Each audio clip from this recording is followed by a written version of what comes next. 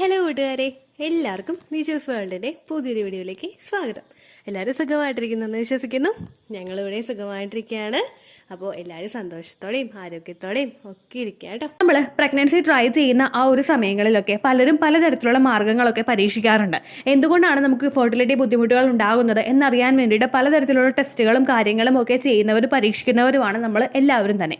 അപ്പോൾ ഇവിടെ ഞാൻ സംസാരിക്കാനായിട്ട് പോകുന്നത് നമുക്ക് വീട്ടിൽ നിന്ന് തന്നെ ഒരു 150 രൂപ മുതൽ മുടക്കിൽ ചെയ്യാനായിട്ട് സാധിക്കുന്ന ഒരു ടെസ്റ്റിനെ പറ്റിയിട്ടാണ്. ഇവിടെ ഞാൻ സംസാരിക്കുന്നത് വജൈനൽ pH ടെസ്റ്റിനെ പറ്റിയിട്ടാണ്. വജൈനൽ pH ടെസ്റ്റ് എന്ന് പറയുന്നത് നമ്മുടെ വജൈന എന്ന് പറയുന്നതാണ് നമ്മുടെ ആ ഒരു പ്രഗ്നൻസിക്ക് വേണ്ടിയിട്ടുള്ള ആ ഒരു എൻട്രൻസ് തുറന്നു കൊടുക്കുന്നത്. നമ്മുടെ വജൈനയും നമ്മുടെ മറ്റുള്ള ശരീരഭാഗങ്ങളെ പോലെ തന്നെ നമ്മുടെ റീപ്രൊഡക്റ്റീവ് സിസ്റ്റത്തിലുള്ള മറ്റുള്ള ഭാഗങ്ങളെ പോലെ തന്നെ നല്ല രീതിയിൽ പെർഫോം ചെയ്ത് കഴിഞ്ഞാൽ മാത്രമേ നമുക്ക് അവിടെ ഒരു പ്രഗ്നൻസി പോസിബിൾ ആവുകയുള്ളൂ. സാധാരണയായിട്ട് ഒരു ഹെൽത്തി ആയിട്ടുള്ളൊരു വജൈനയുണ്ട്. നമുക്ക് ഇച്ചിങ് ഉണ്ടാവുന്നില്ല, ബേണിംഗ് സെൻസേഷൻ ഉണ്ടാവില്ല, അൺയൂഷ്വൽ ആയിട്ടുള്ള വജൈനൽ ഡിസ്ചാർജുകൾ ഒന്നും തന്നെ ഉണ്ടാകുന്നില്ല. ഇങ്ങനെയുള്ളൊരു വജൈന എന്ന് പറയുന്നത് ഹെൽത്തി ആയിട്ടുള്ളൊരു വജൈനയാണ്. എന്നാൽ ചില സ്ത്രീകളിൽ ഈ ഒരു വജൈനയിലെ ഏരിയയിൽ കുറച്ച് ബുദ്ധിമുട്ടുകൾ അവർ നേരിടാറുണ്ട്. അവർ നേരിടുന്ന ബുദ്ധിമുട്ടുകൾ എന്തൊക്കെയാണെന്ന് വെച്ച് കഴിഞ്ഞാൽ വജൈനയിൽ എന്തെങ്കിലും ഇച്ചിങ് ഉണ്ടാവുക, അതായത് നമുക്ക് ചൊറിച്ചിലുണ്ടാവുക, പുകച്ചിലുണ്ടാവുക, ബാഡ് സ്മെല്ല് കൂടുതലായിട്ട് വരിക, അല്ലെങ്കിൽ നമുക്ക് ഇപ്പോൾ ഡിസ്ചാർജുകൾ, വജൈനൽ ഡിസ്ചാർജുകൾ, നമുക്ക് യോനിയിൽ നിന്ന് വരുന്ന സ്രവങ്ങൾ കുറച്ച് അൺയൂഷ്വലായിട്ട്, അതായത് ഗ്രീൻ കളറുള്ള സ്രവം വരിക, ഒരുപാട് കട്ടയായിട്ട് ചൊറിച്ചിലോട് കൂടിയിട്ട് സ്രവങ്ങളൊക്കെ ഉണ്ടാവുക. ഇങ്ങനെയുള്ള ബുദ്ധിമുട്ടുകളൊക്കെ നമ്മൾ വജൈനയിൽ ഉണ്ടാകുമ്പോഴേക്കും ഒന്നുകിൽ എന്തെങ്കിലും ഇൻഫെക്ഷൻ്റെയോ അല്ലെങ്കിൽ വജൈനയുടെ pH ബാലൻസിൽ വ്യത്യാസം വരുന്നതിൻ്റെ ഒക്കെ ആയിരിക്കും നമുക്ക് അങ്ങനെ ഉണ്ടാവാനായിട്ടുള്ള പ്രധാനപ്പെട്ട കാരണങ്ങൾ. ഇവിടെ നമ്മുടെ വജൈനയിലെ pH ലെവലിൽ വ്യത്യാസം സംഭവിച്ചു കഴിഞ്ഞ് കഴിഞ്ഞാൽ ഇത് നമ്മുടെ സ്പേമിന് ബുദ്ധിമുട്ടുണ്ടാക്കും. കാരണം ആൽക്കലൈനായിട്ടുള്ള സ്പേം നമ്മുടെ വജൈനയിലെ pH ലെവൽ ഒന്ന് കൂടിക്കഴിഞ്ഞ് കഴിഞ്ഞാൽ നമ്മുടെ വജൈനയ്ക്ക് അകത്തോട്ട് ഈ സ്പേമിനെ കടന്നു ചെല്ലാനായിട്ട് സാധിക്കില്ല. നമ്മുടെ ശരീരത്തിലോട്ട് എത്തുന്ന ഒരു ഫോറിൻ ബോഡിയായിട്ട് ഈ സ്പേമിനെ കണ്ടിട്ട് വജൈന തന്നെ ആ സ്പേമിനെ ഇല്ലാതാക്കുകയാണ് നാച്ചുറലി ചെയ്യാറ്. അപ്പോൾ ഇവിടെ നമുക്ക് എങ്ങനെ നമ്മുടെ വജൈനയുടെ pH ലെവൽ ടെസ്റ്റ് ചെയ്യാം എന്നതിനെ പറ്റിയിട്ടാണ് ഇന്നത്തെ വീഡിയോയിൽ സംസാരിക്കുന്നത് കേട്ടോ. വജൈനയുടെ pH ടെസ്റ്റ് നമുക്ക് വീട്ടിൽ നിന്ന് തന്നെ എളുപ്പത്തിൽ ചെയ്യാനായിട്ട് സാധിക്കുന്നതാണ്. ഒരുപാട് ആപ്ലിക്കേഷനുകളും, അതായത് നെറ്റ്മെറ്റ്സ് പോലുള്ള മെഡിക്കലായിട്ടുള്ള ആപ്ലിക്കേഷനുകളിലും അതുപോലെ ഫ്ലിപ്കാർട്ട്, ആമസോൺ പോലുള്ള ആപ്ലിക്കേഷനുകളിലും നമുക്ക് ഈ വജൈനയിൽ pH ലെവൽ ടെസ്റ്റ് ചെയ്യാൻ സാധിക്കുന്ന കിറ്റ് മേടിക്കാനായിട്ട് സാധിക്കുന്നതാണ് കേട്ടോ. അപ്പോൾ ഇവിടെ ഞാൻ നെറ്റ്മെറ്റ്സിൻ്റെ ആപ്പിൽ ഞാൻ നോക്കിയിട്ടുണ്ടായിരുന്നു. നെറ്റ്മെറ്റ്സിൻ്റെ ആപ്പിൽ ഞാൻ നോക്കിയപ്പോഴേക്കും ഇവിടെ പി സേഫ് എന്ന് പറയുന്നൊരു ബ്രാൻഡിൻ്റെ വജൈനൽ pH ടെസ്റ്റ് കിറ്റാണ് ഞാൻ നോക്കിയത് കേട്ടോ. ഇത് നമുക്ക് വീട്ടിൽ നിന്ന് തന്നെ ടെസ്റ്റ് ചെയ്യാനായിട്ട് സാധിക്കുന്നതാണ്. ഇത് നമുക്ക് എങ്ങനെയാണ് നമുക്ക് യൂസ് ചെയ്യാന്നുള്ള കാര്യം നമുക്ക് നോക്കാം. ഈ ഒരു വജൈനൽ pH ടെസ്റ്റ് കിറ്റ് നമുക്ക് ഉപയോഗിക്കുമ്പോഴേക്കും അതിൻ്റെ കൂടെ നമുക്ക് ഒരു സ്വാബ് കിട്ടും. നമ്മൾ കോവിഡൊക്കെ ടെസ്റ്റ് ചെയ്യുന്ന സമയത്ത് നമുക്ക് സ്വാബ് ഉണ്ടായിരുന്നില്ല, നമ്മുടെ മൂക്കിലിട്ട് ഇങ്ങനെ നമ്മുടെ മൂക്കിൻ്റെ സ്രവം എടുത്തിട്ടാണല്ലോ ഒരു പ്രഗ്നൻസി ടെസ്റ്റ് കിറ്റ് പോലെയുള്ള ഇതിലോട്ട് ഒഴിച്ചു കൊടുത്തിട്ടാണല്ലോ നമുക്ക് കോവിഡ് ഉണ്ടോ കോവിഡ് ഇല്ല എന്നൊക്കെ നമ്മൾ മനസ്സിലാക്കുന്നത്. ഒട്ടുമിക്ക ആളുകളൊക്കെ കോവിഡ് വീട്ടിൽ തന്നെ ടെസ്റ്റ് ചെയ്യുന്നതൊക്കെ ഈ ഒരു ടെസ്റ്റ് കിറ്റ് ഉപയോഗിച്ചിട്ടാണ്. അപ്പോൾ ഇവിടെ നമുക്ക് വജൈനൽ pH ടെസ്റ്റ് കിറ്റ് ഉപയോഗിച്ചിട്ട് നമ്മൾ ടെസ്റ്റ് ചെയ്യുന്നത്. ഇവിടെ നമുക്കൊരു സ്വാബ് കിട്ടും, അതുപോലെ തന്നെ നമുക്കൊരു ലിറ്റ്മസ് പേപ്പർ കിട്ടും. അതായത് ലിറ്റ്മസ് പേപ്പർ എന്ന് പറയുന്നത് നമുക്ക് നമുക്ക് കിട്ടിയിട്ടുള്ള ആ സ്വാബിൽ നിന്ന് നമ്മൾ കളക്ട് ചെയ്തിട്ടുള്ള ആ ഒരു സംഭവം നമുക്ക് ഒന്ന് അപ്ലൈ എന്താ പറയുക, അതിലോട്ടൊന്ന് പുരട്ടി കൊടുക്കാൻ വേണ്ടിയിട്ടാണ് ആ ഒരു പേപ്പർ നമുക്ക് കിട്ടുന്നത് കേട്ടോ. ലിറ്റ്മസ് പേപ്പർ ആണോ എന്ന് നമുക്ക് പറയാൻ പറ്റില്ല, ജസ്റ്റ് ആ ഒരു ടെസ്റ്റിനെ ഡിറ്റക്റ്റ് ചെയ്യാൻ കഴിയുന്ന ഒരു നമുക്കൊരു പേപ്പർ അവിടെ കിട്ടുന്നതായിരിക്കും. അതുപോലെ തന്നെ ഒരു ഇൻഡിക്കേറ്റർ ചാർട്ടും ഉണ്ടാവും. അതായത് നമുക്ക് എങ്ങനെയാണ് ഇതിൻ്റെ വാല്യൂ എത്രത്തോളം എത്തിക്കഴിഞ്ഞാൽ അല്ലെങ്കിൽ ഏതൊരു കളർ എത്തിക്കഴിഞ്ഞാലാണ് നമ്മളൊന്ന് ശ്രദ്ധിക്കേണ്ടത് എന്നതിനെ പറ്റിയിട്ട് മെൻഷൻ ചെയ്തിട്ടുള്ള ഒരു കാര്യവും അവിടെ ഉണ്ടാവും.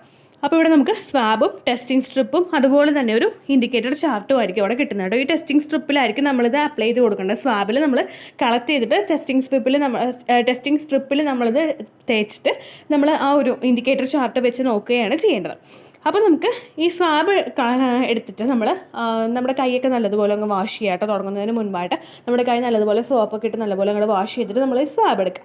ഈ സ്വാബ് എടുത്തിട്ട് നമ്മൾ വജൈന നമ്മുടെ ആ ഒരു ഏരിയ നമ്മളൊന്ന് ലൂസാക്കി പിടിക്കുക, അതായത് ടൈറ്റ് ആക്കിയിട്ടല്ല, നമ്മളൊന്ന് ഫ്രീ ആയിട്ടൊന്ന് ഇരുന്നിട്ട് നമ്മൾ ഈ സ്വാബ് ജസ്റ്റ് ഒന്ന് ഇൻസേർട്ട് ചെയ്ത് കൊടുക്കുക കേട്ടോ. ജസ്റ്റ് ഒന്ന് ഇൻസേർട്ട് ചെയ്തിട്ട് നമ്മൾ കൈ വെച്ചിട്ട് നമ്മൾ ആ ഒരു സ്വാബിനെ ഒന്ന് അനക്കി കൊടുക്കാം. ഈ സ്വാബിനൊന്ന് അനക്കി കൊടുക്കുമ്പോഴേക്കും അവിടെ നിന്ന് നമുക്ക് ആ ഒരു സ്രവം അവിടെ കളക്റ്റ് ആവും.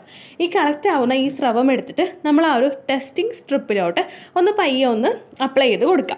ഈ ടെസ്റ്റിംഗ് സ്ട്രിപ്പിലോട്ട് ഇത് നമ്മൾ ഇട്ട് കൊടുക്കുമ്പോഴേക്കും ഒരു വാല്യൂ നമുക്ക് ആ ഒരു കളർ നമുക്ക് അവിടെ ചേഞ്ച് ആയിട്ട് കിട്ടും. നമുക്കൊരു ഇൻഡിക്കേറ്റർ ചാർട്ട് ഉണ്ടെന്ന് പറഞ്ഞല്ലോ. ഇൻഡിക്കേറ്റർ ചാർട്ടിൽ ഡിഫറെൻറ്റ് ആയിട്ടുള്ള കളേഴ്സ് കൊടുത്തിട്ടുണ്ടാകും. ഒരു 3.8 മുതൽ ഒരു 4.5 വരെയുള്ള ലിമിറ്റിലുള്ളതാണ് നിങ്ങൾക്ക്, ആ കളറാണ് നിങ്ങൾക്ക് കിട്ടുന്നതെങ്കിൽ നിങ്ങളുടെ വജൈനയിലെ ആ ഒരു pH എച്ച് ബാലൻസ് കറക്റ്റാണ്. വജൈനയിലെ ഒരു ബുദ്ധിമുട്ടും നിങ്ങൾക്ക് ഇല്ല. സ്പേമിനെ കില്ല് ചെയ്യാനായിട്ടുള്ള ഒരു കപ്പാസിറ്റി നമ്മുടെ വജൈനയ്ക്ക് ഇല്ല. നമ്മൾ വജൈനയോട് സ്പേമും തമ്മിൽ ആ ഒരു പൊരുത്തപ്പെട്ട് പോകുന്നതിനുള്ള ബുദ്ധിമുട്ടില്ല എന്ന് വേണം നമ്മൾ മനസ്സിലാക്കാനായിട്ട്.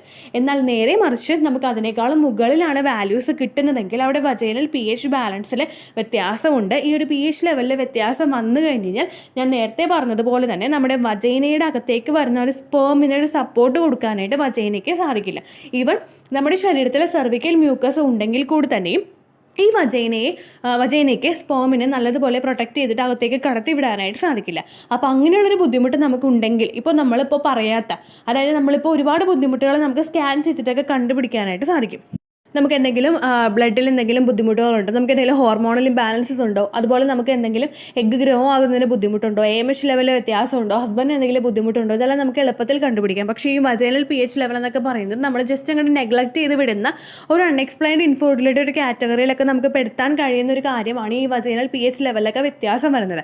അപ്പോൾ അങ്ങനെയുള്ള ബുദ്ധിമുട്ടുകൾ നിങ്ങൾക്കുണ്ടെങ്കിൽ അതും ഒരു ഇൻഫെർട്ടിലിറ്റി ഇഷ്യൂസിന് കാരണമാകും. കാരണം നമ്മുടെ ശരീരത്തിലോട്ട് കടന്ന് വരുന്ന ആ ഒരു സ്പേമിനെ ആ തുടക്കത്തിൽ വെച്ച് തന്നെ വജൈന അങ്ങോട്ട് നശിപ്പിച്ച് കഴിഞ്ഞാൽ പിന്നെ ആ സ്പേമിന് അങ്ങോട്ട് അകത്തേക്ക് കയറാനായിട്ട് സാധിക്കില്ല. നിങ്ങൾക്ക് കൃത്യമായിട്ടുള്ള ഓവുലേഷൻ നടക്കുന്നുണ്ടെങ്കിലും ഹസ്ബൻഡിൻ്റെ സ്പേമിന് ക്വാളിറ്റി ഉണ്ടെങ്കിൽ കൂടി തന്നെയും ആ വജൈന അകത്തേക്ക് കടത്തി വിടാത്തത് കൊണ്ട് സ്പേമിന് കൃത്യമായിട്ട് അകത്തേക്ക് കടന്നു ചെല്ലാനായിട്ട് സാധിക്കില്ല.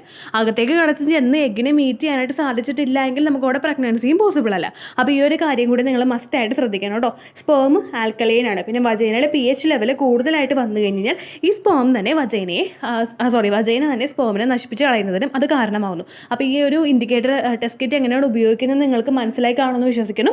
നമ്മൾ ജസ്റ്റ് ആ ഒരു പ്രഗ്നൻസി ടെസ്റ്റ് കിറ്റ് ഉപയോഗിക്കുന്നത് അത്ര തന്നെ ഈസിയിൽ നിങ്ങൾക്ക് ഉപയോഗിക്കാൻ സാധിക്കുന്നതാണ് ഈ ഒരു ബ്രാൻഡിൻ്റെ വജൈനൽ ടെസ്റ്റ് കിറ്റ് കേട്ടോ. നിങ്ങൾക്ക് ഓൺലൈൻ മേടിക്കാം, അതല്ലെങ്കിൽ മെഡിക്കൽ സ്റ്റോറുകളിൽ നിന്ന് നിങ്ങൾക്ക് ചോദിച്ചിട്ട് മേടിക്കാവുന്നതാണ്. നമുക്ക് vaginal pH level test kit എന്ന് പറഞ്ഞിട്ട് നിങ്ങൾക്ക് മേടിക്കാവുന്നതാണ്.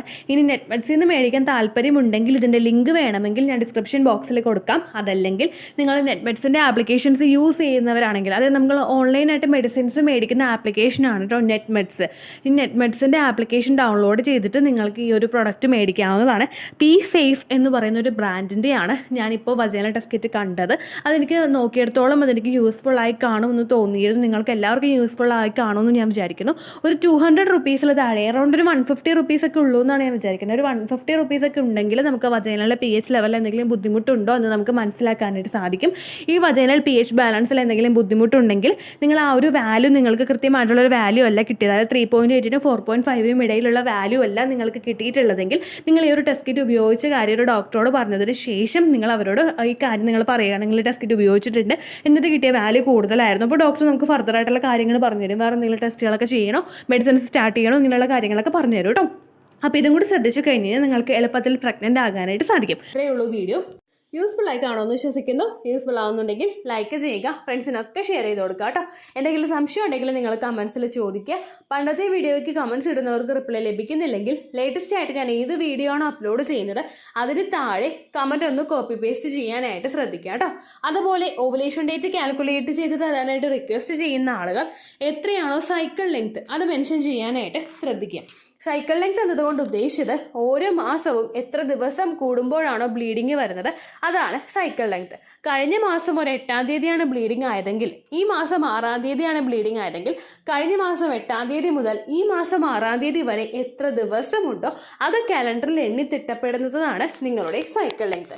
സൈക്കിൾ ലെങ്ത് നമ്മൾ കൃത്യമായിട്ട് കാൽക്കുലേറ്റ് ചെയ്യുകയാണെങ്കിൽ ഓവുലേഷൻ ഡേറ്റ് എളുപ്പത്തിൽ കണ്ടുപിടിക്കാൻ വേണ്ടിയിട്ട് ഒരുപാട് ആപ്ലിക്കേഷൻസും ഒരുപാട് ഓൺലൈൻ ആയിട്ടുള്ള വെബ്സൈറ്റുകളും ഇന്ന് നമുക്ക് അവൈലബിൾ ആണ്.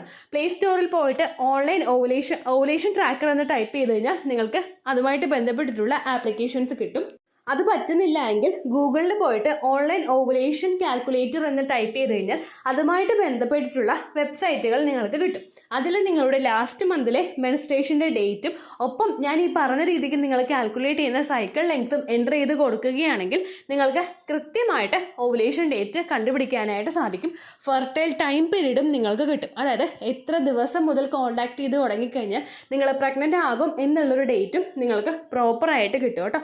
ഇത് കാൽക്കുലേറ്റ് കാൽക്കുലേറ്റ് ചെയ്യുന്ന സമയത്ത്, സൈക്കിൾ ലെങ്ത് കാൽക്കുലേറ്റ് ചെയ്യുന്ന സമയത്ത് നിങ്ങളുടെ ആ ഒരു കലണ്ടറിൽ നോക്കി തന്നെ നിങ്ങൾ കാൽക്കുലേറ്റ് ചെയ്യുക. പല മാസങ്ങളിലും 30-31 ദിവസമുണ്ട്, അതുകൊണ്ടാണ് അങ്ങനെ പറഞ്ഞത്. ഒപ്പം നിങ്ങൾക്ക് ബ്ലീഡിങ് തുടങ്ങിയ ദിവസത്തിന് വേണം നിങ്ങൾ ഡേ 1 ആയിട്ട് എടുക്കാൻ വേണ്ടിയിട്ട്.